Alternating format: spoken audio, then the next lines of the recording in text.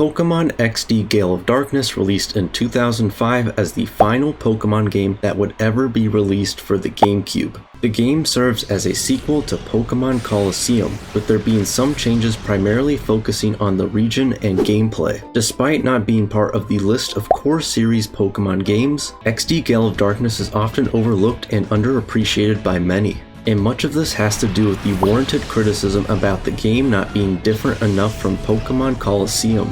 However, I still feel like XD Gale of Darkness is one of the most underrated Pokemon games, from the plot and city designs to its main features. Here's a quick overview of the plot that unfolds at the beginning of the game.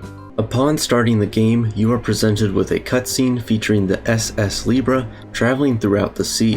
This is when Shadow Lugia is first revealed, with it carrying away the ship off into the distance, leaving some people behind in the sea. Shortly after, the game shifts focus to the Pokemon HQ lab, which is where you begin your adventure and spend a large amount of time at. You first start off by meeting some of the most important characters of the game, including Professor Crane and the main character's mother and sister, Lily and Jovi. While walking around the HQ, you find a device called the Pokemon Digital Assistant, which allows you to look at things like your email. You then go to this dark and gloomy place which is home to Dr. Kaminko's house, to look for Jovi, who's gone missing. After finding Jovi, you go back to the HQ lab and receive the Snag machine, one of the most important parts of the game. This machine allows you to snag shadow Pokemon from other trainers. You use this device for the first time when a group of people storm into the HQ and try to run away with the professor. While battling one of these men, you'll notice that their Pokemon has this shadow aura surrounding it. This means that you have encountered a shadow Pokemon and can throw a Pokeball at it and try to snag it from your opponent. If you are successful in doing so, the Pokemon will be added to your party and have this purple color to it. The Pokemon will even have shadow moves that they can use in battle. If you check the Digital Assistant device, you will see a heart gauge.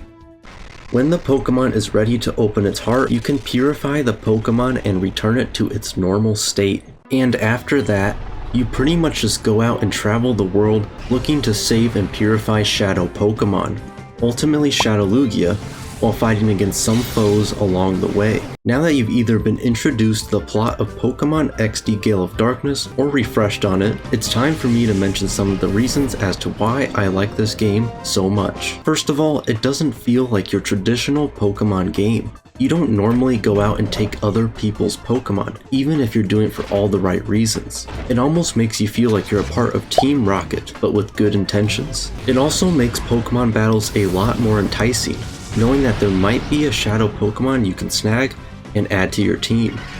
Now, let's talk about the cities and villages in the game. I don't know about you guys, but when I'm playing a video game, I am the type of person to spend hours just soaking up my surroundings. I like to investigate every area I possibly can and look at all of the hidden little details.